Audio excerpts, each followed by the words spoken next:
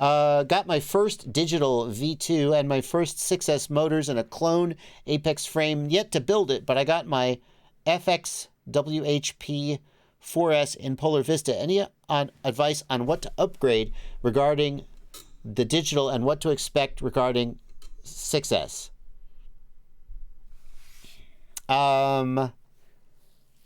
Upgrade with regard to digital. You've got the DJI V2, right? That's fine. You don't need to upgrade. Enjoy. Eventually, you won't be able to buy video transmitters for it anymore, but I feel like that's still a ways out. So don't upgrade your video at all. Maybe like put aftermarket antennas like the iFlick Crystal on the goggles for a little bit better coverage. That's a good thing to do. What would I expect with regard to 6S? I see. So you're going from 4S to 6S. You're going to get more power, but if you've got the KV of the motors, there's going to be less sag at the end of the pack and a little more power. Let's see here.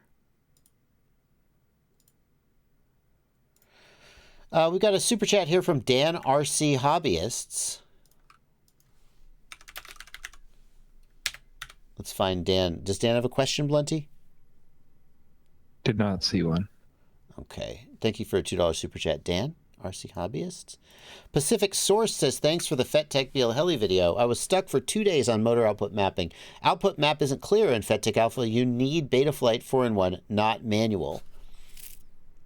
Ah, yeah. Well, I'm glad that video helped. I don't make a lot of FetTech KISS content, but the one time I did helped you out, I'll take it. Focus. Thank you for a $5 super chat. Which of the multiple tiny whoop options with the DJI O3 would you recommend? Wanting the experience of a Fractal Engineering F75 whoop, but in O3. Focus. You're not going to get the experience of a Fractal Engineering F75 with an O3. Not possible. You could put an O3 in a 75 millimeter frame. It's still, you won't have the experience of a Fractal Engineering F75 because you're going to be significantly heavier. The closest I think that you're going to get to an experience like that is that Flywoo is making a naked O3 air unit. And they've got a bind and fly with the naked O3 air unit in it. Which one is it? Microdrone. Is it microdrone or tiny drone?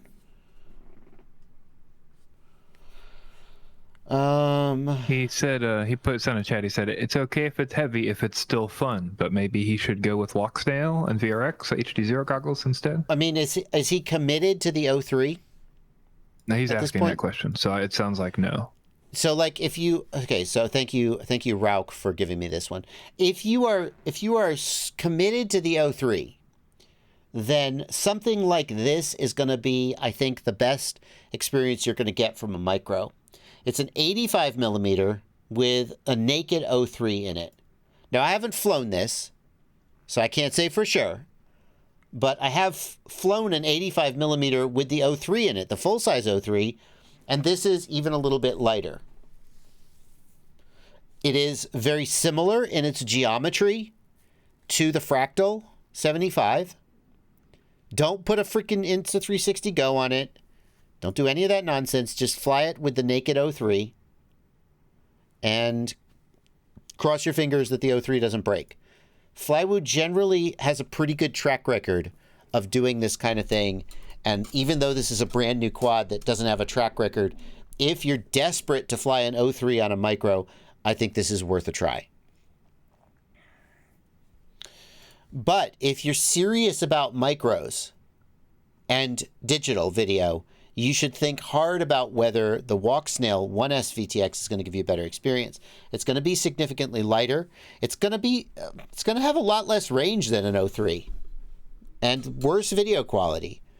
This is tough. I really don't think that a full-size O3 on a 75 millimeter, it will fly. I mean, Like I flew the Pavo Pico and the HD0 85, the Mobula 8 with the 03 on it. And they're okay, but my goodness, you're giving up a lot with that weight. You really are. And you really, I think you really have to desperately want to get down to that size and be willing to give up a lot, both in terms of flight performance and durability. Because the weight of the 03 on that little 85 millimeter frame and those little motors it's not gonna crash well.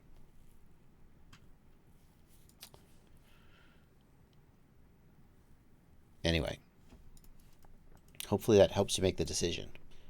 Any recommendations for M10 GPS units? Asks Bannister Post. Thanks for a $2.79 Canadian donation. I think the Flywoo ones have worked well for me.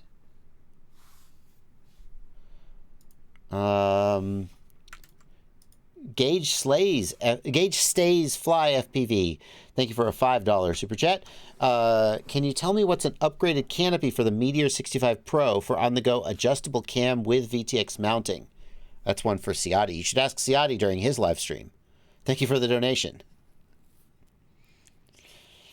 Is the Nazgul 5 V2 worth it? Asks Milord2. Just saw this question. Short answer, yes. The Nazgul 5 V2 is as good as anything you would build yourself and probably cheaper.